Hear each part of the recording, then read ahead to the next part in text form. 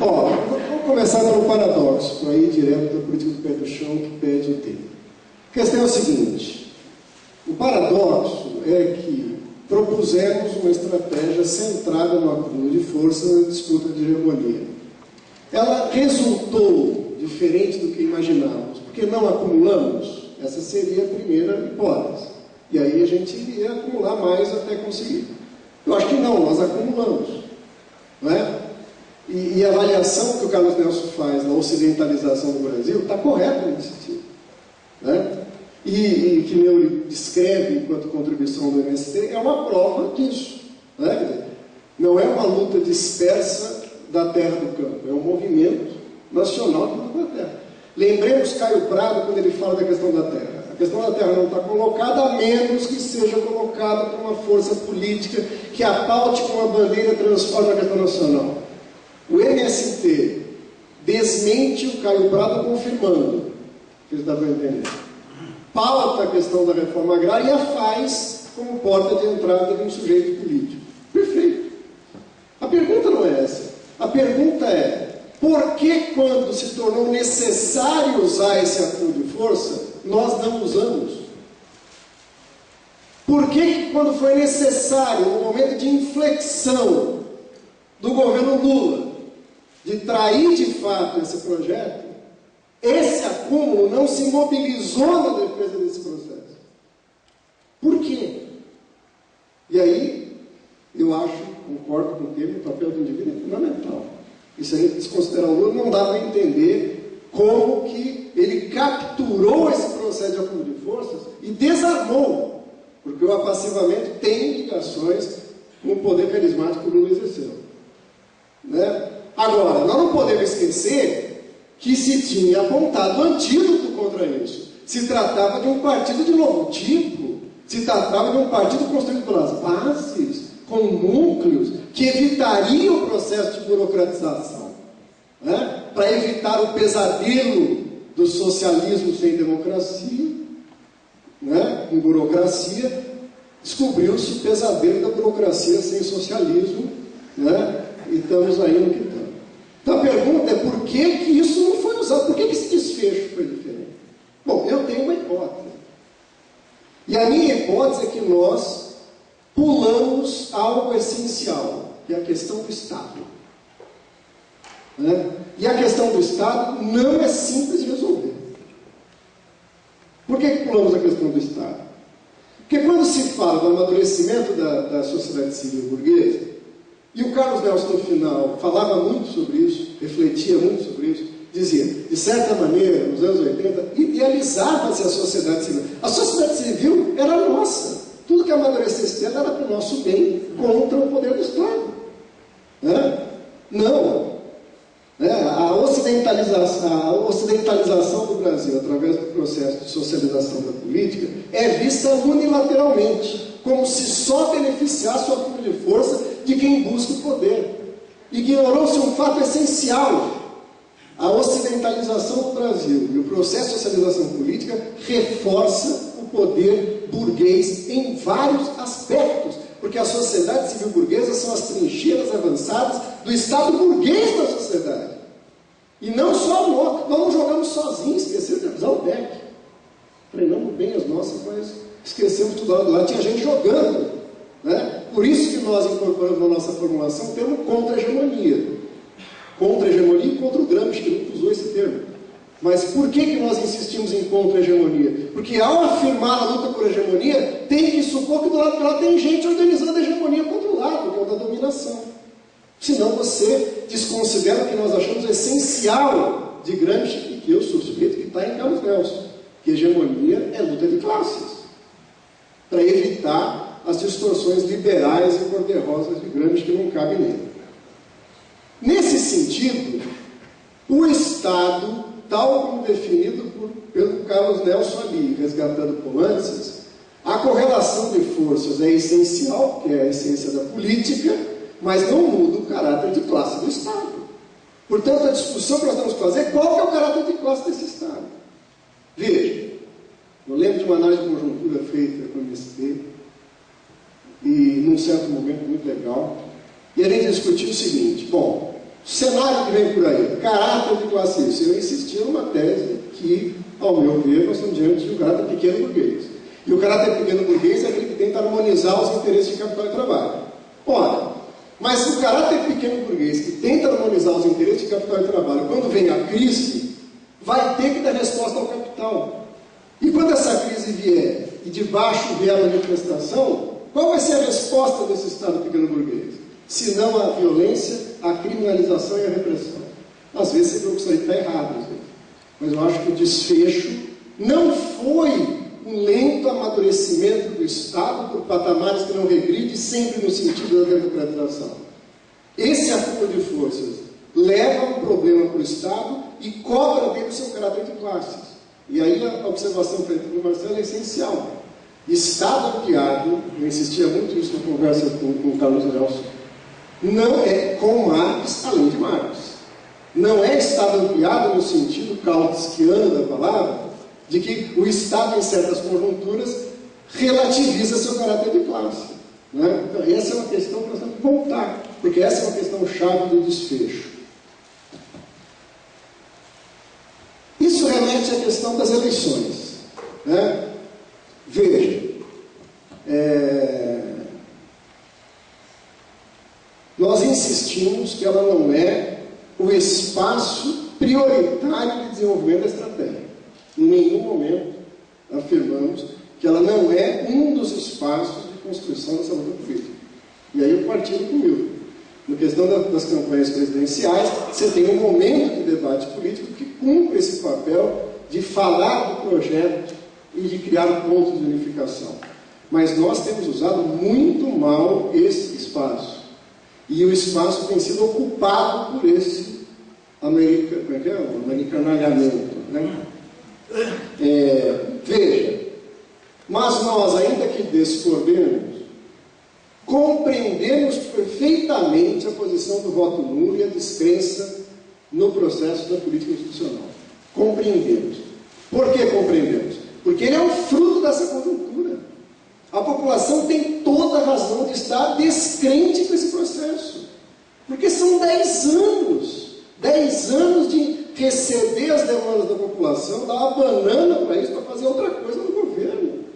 O grau de deterioração do parlamento, o grau de falta de representatividade das legendas, esse verdadeiro mercado partidário, que tem uma reforma para salvar o que não é partido e impedir que quem seja partido se mantenha nas mãos dessa pessoa desqualificada que é o Vacareza, né?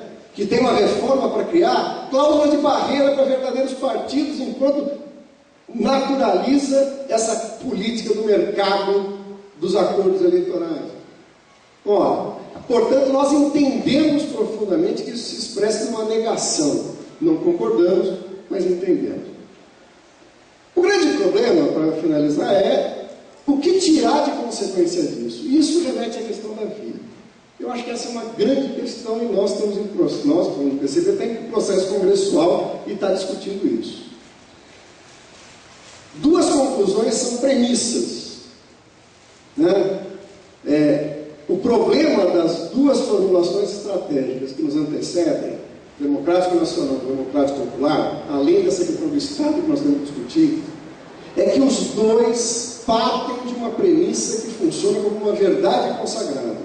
O capitalismo ainda não se completou. Ainda há tarefas a serem realizadas na Revolução Democrática. Nós partimos da premissa que elas estão realizadas. Isso gera um debate importante que muitas vezes não é compreendido. Por exemplo, na questão da reforma agrária, a nossa afirmação é que ela não é mais uma questão a ser realizada pela burguesia, o que não quer dizer que nós não possamos lutar por ela e devemos lutar por ela. Mas nesse sentido, ela já é uma tarefa da Revolução Socialista. E toda a fala do Miller, nós podemos estar errados, nós estamos baseando exatamente no que o Miller falou. Né? Diz a boa experiência que quando você tem pouco acúmulo numa área, você vai ler as pessoas que têm acúmulo nessa área. Nós estamos lendo as pessoas que estão estudando isso. E a nossa constatação, exatamente por esse quadro, dois momentos descritos pelo Miller, é que a revolução dessa reforma agrária é uma revolução socialista. Pelo caráter do inimigo, pelo caráter das tarefas e a necessidade das forças capazes de protagonizar essa luta.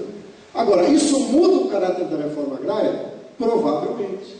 Ela não pode ser a repetição da reforma agrária da Revolução Burguesa. Ela é outra reforma agrária, né? E eu acho que o MST tem claramente essa concepção.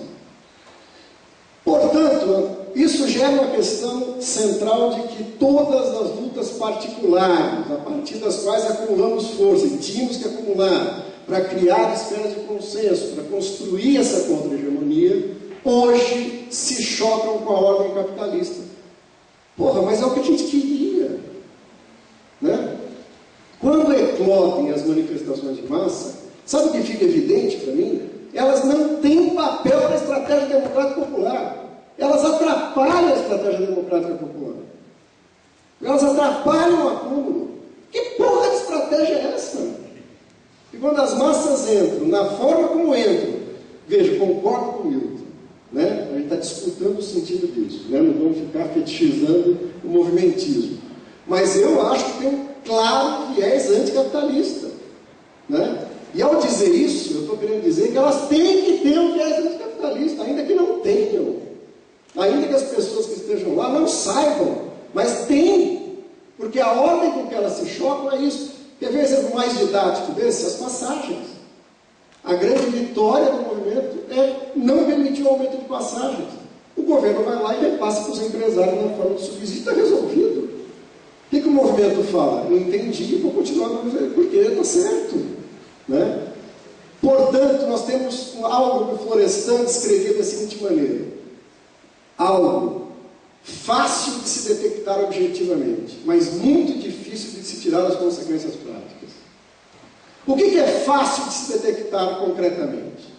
Camaradas, estamos na era da Revolução Socialista.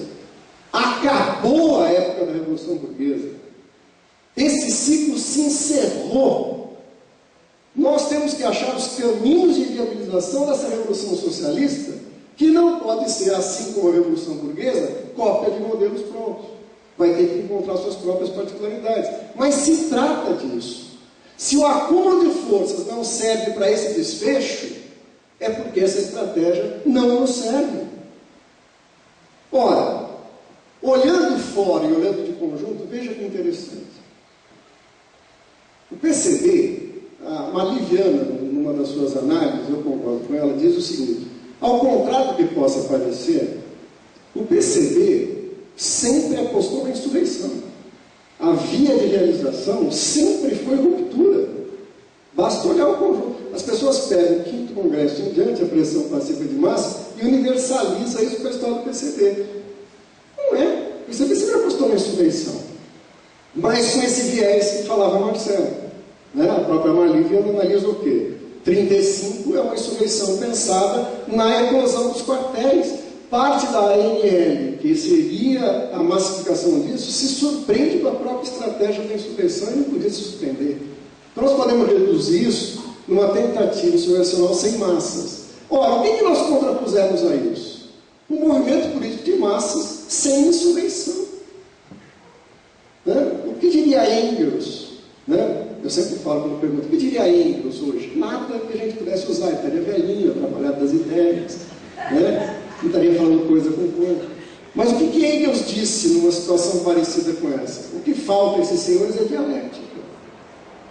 Ao invés de ficar pensando em insurreição sem massas, ou em movimento político de massas sem insurreição, que tal uma insurreição sustentada no movimento político de massas? Um movimento político de massas que conduza a uma insurreição. E aí, como falou o João, a gente passe a pensar guerra de posição e guerra de movimentos na particularidade do Brasil, que é o que pensa o Gramsci. Nós estamos tentando fazer o quê? O Gramsci está discutindo a Rússia de 17 e a Alemanha e a Itália do começo do século. É a mesma situação nossa. Ou nós estamos diante do dilema que o próprio Carlos Nelson nos coloca. Não dá para manter a dominação sem hegemonia. Não é isso que ele está falando? Ora, vamos usar isso para a nossa revolução. Temos que preparar um amplo movimento de massas que tenha clareza do caráter do Estado. E o tendo, esteja preparado para quebrar o Estado burguês como condição do início das transformações socialistas. E não na ilusão de um autoaperfeiçoamento gradual do Estado, porque isso não é que acumula mais lentamente para a revolução. Esse é o dilema. Isso desarma a revolução. Isso impede a revolução. E hoje a gente encara isso como uma tarefa do nosso século, ou nós vamos discutir daqui a um tempo por que fomos derrotados e a classe burguesa conseguiu sobreviver a esse difícil momento da sua crise num novo ciclo de acumulação do capital. Essas são as tarefas que se colocam diante da gente. Como é que a gente pode fazer isso? Ora, sabe todo esse acúmulo que nós fizemos? Na luta pela terra, na luta sindical, na luta de mulheres, que tal construir isso como um germe de uma alternativa real de poder, que nós chamamos de poder popular? Se quiserem apresentar isso como proposta política nas eleições, eu apoio. Né? Tranquilamente.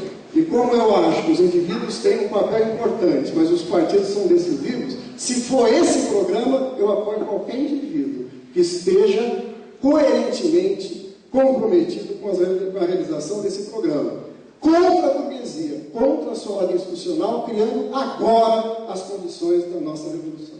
Obrigado.